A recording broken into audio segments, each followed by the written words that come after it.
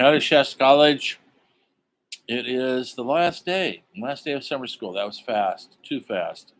I barely got into my favorite topic, which is cinema. Hope you guys at least got something out of this course. Hope you guys, the, the quiz wasn't too confusing. Have everything submitted by midnight tonight. Um, if you're going to be late, submit it to my email, rexhaas at yahoo.com. And I won't mark you for being late. I know the last week is always overwhelming, lots of stuff to do. So do the best you can. I know you will. Yeah, the last day is always. I always think about all the things I never covered. 6 weeks, whatever this is very. It's a short amount of time to cover 600 years of art. Um, when you get to grad school, you'll take one subject, one filmmaker, one artist, and you study it for the whole semester. That's how you do a deep dive. These classes are called survey classes, and we just touch down on things. Anyway, I didn't get to touch down on my beloved movies very long. I hope you watched that documentary about the early films. Tell me what you got out of it. Silent films to the talkies to films of the 30s, 40s. Hollywood has been going strong for over 100 years, and it's always different. It's always changing with the culture and where the culture's going.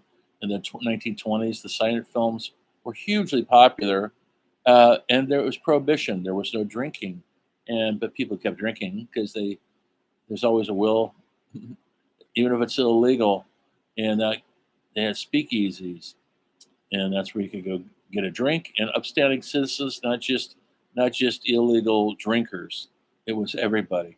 And then that gave rise to gangsters. We never had gangsters before because they were running illegal liquor, and that became a huge thing in the 20s and 30s. And then 1930s happens, and it's the Great Wall Street crash, and we're into a depression that lasted almost a full 10 years. People were out of work. There's no jobs. People couldn't pay their rent or their kids. Does it sound familiar? Think about it. History is sort of repeating itself. Why do you think we have so much homelessness? That we had homelessness then too, but they didn't call them homeless like we do now. They were called hobos. And they built cities outside of other cities called with tents. They were called tent cities. So that was in the early 1930s. So it's nothing new. Um, it's just we're repeating itself right now. It's a sad state of affairs. And then after they nobody had any money because of the depression, then they made booze legal. Nobody could afford it, but the party kept going. In the 20s, they had these parties. They were called the Roaring Twenties. Women got the right to vote. We came out of World War One successful. Lost a lot of guys to the war, but when African Americans who fought in the war came back, they were treated like crap.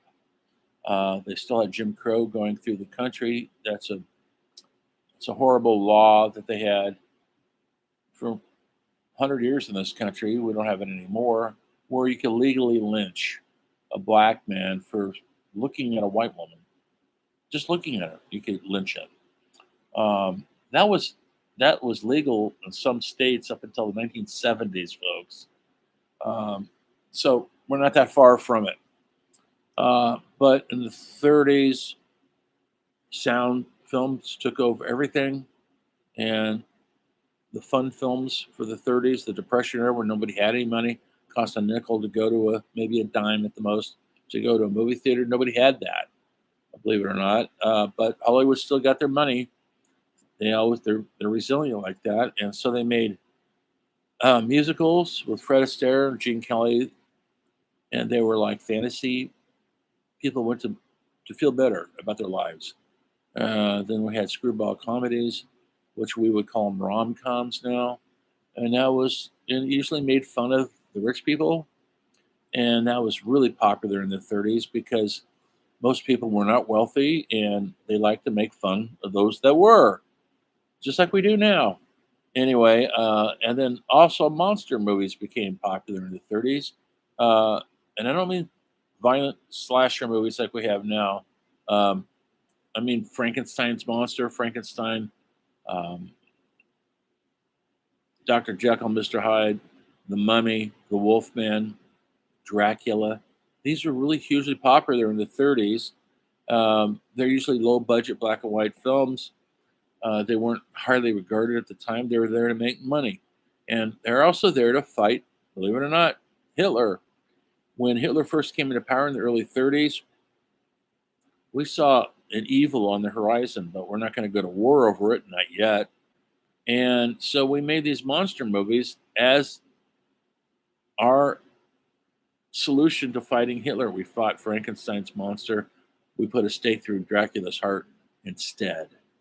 And that's when the rise of superheroes in the 30s, Superman, Wonder Woman, they came about in the 30s. In early Superman, early Wonder Woman, they were fighting Hitler. Uh, and so we could fight Hitler in the comics, and in the movies, we just couldn't fight him in real life until Japan invaded us in Pearl Harbor. Hitler threw in with Japan, and we were at war with everybody. Or I should say, they were at war with everybody. Japan and Hitler were a world war. They didn't take one country on, they took every country on. That's bold. So then we came out of the 30s in better shape than we entered the 30s. Franklin Roosevelt was the president. He started this thing called the New Deal, and that put people back to work. We took our taxes and we put it into job programs. And we were building buildings and highways. That's when we started building the international highway system. And we went back to work building our country up. And so, for a brief moment before we were in a world war, Hollywood came back in 1939 with what they call the best year of Hollywood movies in the history of movies. In one year, they had 100 films released, um, and everything from Gone with the Wind to Wizard of Oz, Wuthering Heights, and we never seen the like of it. They were spending money, and people were going to the movies like crazy. There was no television. There was radio that was popular also, and there was no internet, no social network. People read papers, they read novels, and they watched movies at the local movie theater. And then World War II hit, and that kind of went by the wayside for a while. And we had to build up the war machine. Men joined the army to go off, or they got drafted to go to fight the Japanese or the Germans, and the women stayed home, but they didn't stay home, folks. They went to work. They took the men's jobs because there was no men to fill the jobs. And so they were building buildings, they were building battleships, ammunition, army tanks, submarines. Women went, built the war machine. There was this movement, they called her Rosie the Riveter. Have you seen posters of that? I can't show you any of this because it's the last day. It's just too late. I'm giving you a real quick thumbnail. I hope you stick to this. And if it wasn't for the women, we wouldn't have ammunition, machine guns, nothing. They built it all. And they also proved that they could do it, that they didn't want to stay home and just watch and raise the kids and feed them and clothe them. They wanted a place in the workforce of America. When World War II ended, the men came back. They wanted their jobs back. The women didn't want to give them up. And they were sent home. You're a housewife again. They didn't want to be a housewife. And this gave rise to women's rights, feminism, whether you like that word or not. It just means equal pay, equal treatment. Don't be afraid of the word feminism because it's righteousness, equality. Everybody wants to be equal. We came in out of World War II. We made some dark, interesting movies called film noir, which were usually sinister by nature because when people came out of World War II, the directors who were in the war, they couldn't make the happy Hollywood movies anymore. They wanted it, they'd seen hell on earth, unleashed, and they couldn't make the same movies anymore. So they made these kind of detective novels, Dashiell Hammett, um, Raymond Chandler, and they made them into movies. Starred Humphrey Bogart and Gregory Peck and Clark Gable, all of them.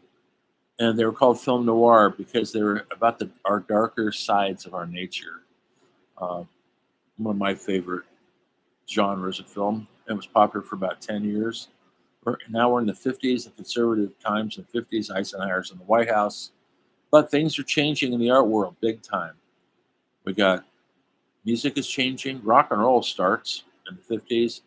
Bebop jazz is starting. Black musicians are finally getting their due. Elvis Presley shows up.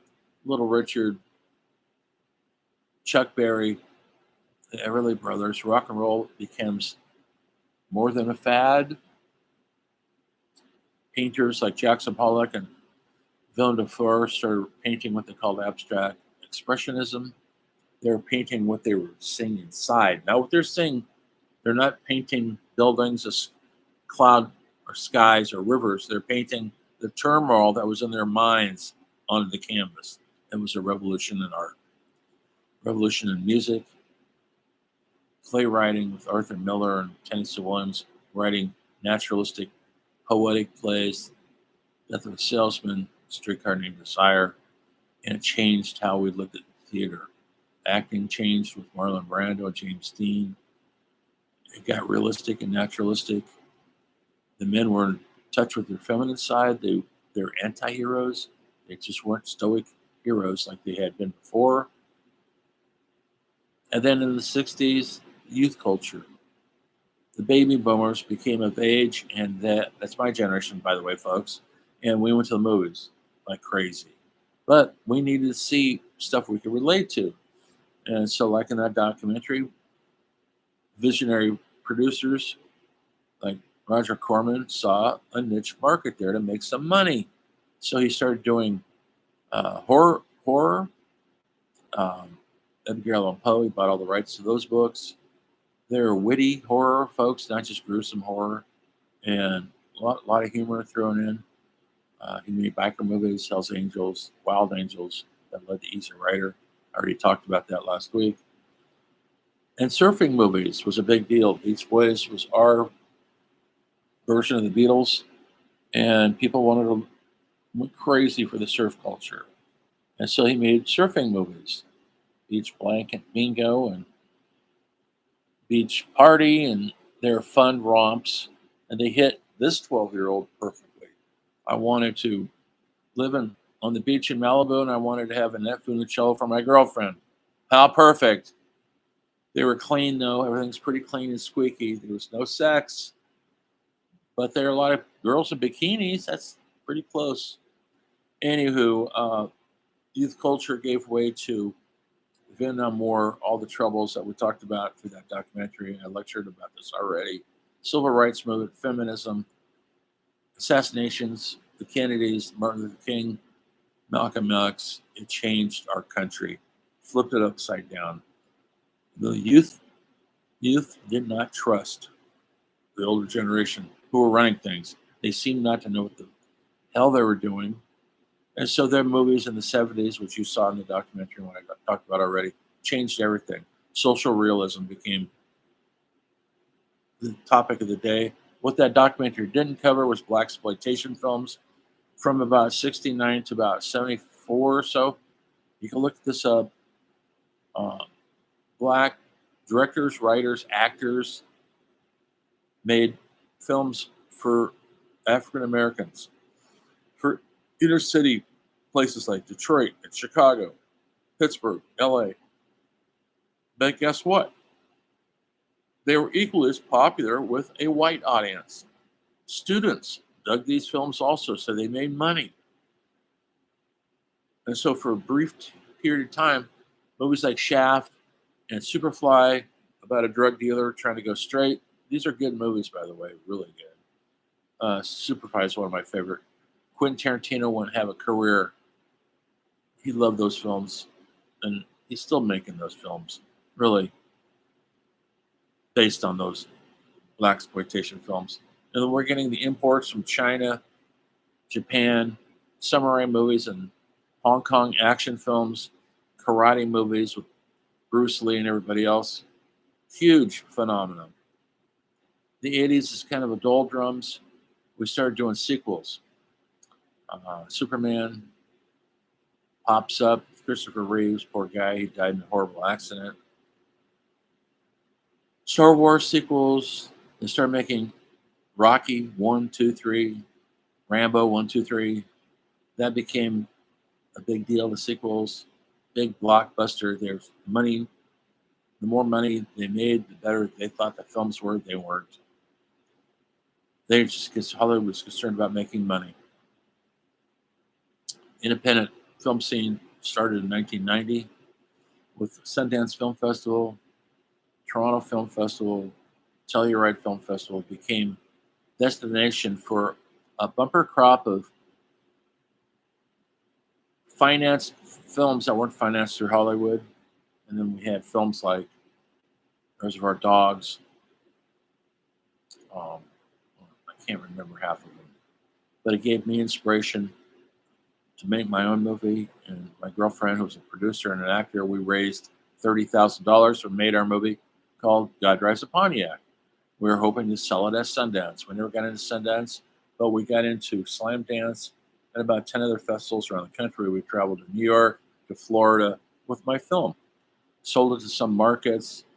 It never hit it big, but it did screen in Seattle, screened in LA, screened in New York City at local art theaters.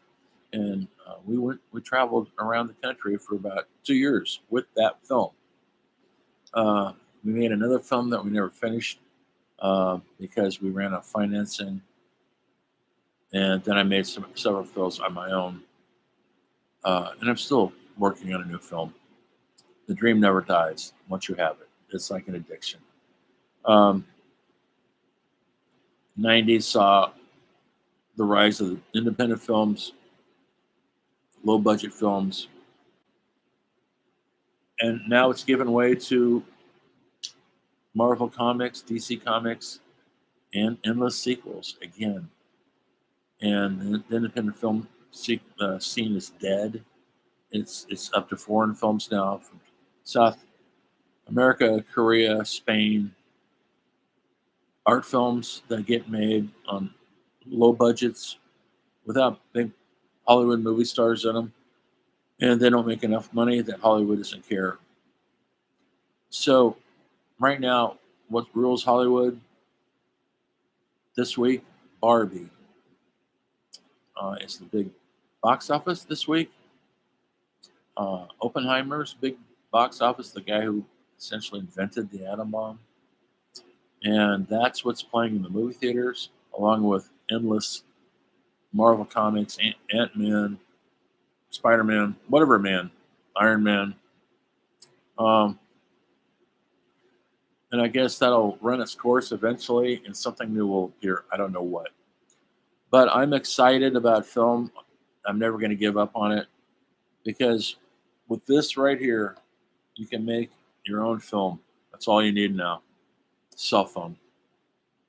I dare you to go look on YouTube a movie called Tangerine, made on this exact phone, the iPhone 6A, or whatever it is, 6S. A really cool film, all shot in and around Hollywood on an iPhone. You could do it now. It's possible. The only thing that's keeping you from doing it is your imagination to tell an interesting story. So I hope you got something out of this class. Hope you appreciate the arts like never before. Go to a museum. Go see an opera. Go see a play up at Ashland. Go see a symphony play. It will blow your mind when you actually see these things. When you see a Picasso in real life, not in a book, it will blow your mind how or Van Gogh. I've seen all that stuff because I've traveled through Europe quite a few times. When you see it in person, it changes everything. The genius, the best we have as human beings has been our art. And hopefully that continues. It changes. Technology's changed it. Now we have TikTok and we have all the modern stuff, but there's a lot of crap out there. And every once in a while you see something that's art. Therein lies the hope. Go tell your stories. You have a worthwhile story. You may not think you do. You do. I hope you do it. Hope you accomplish something.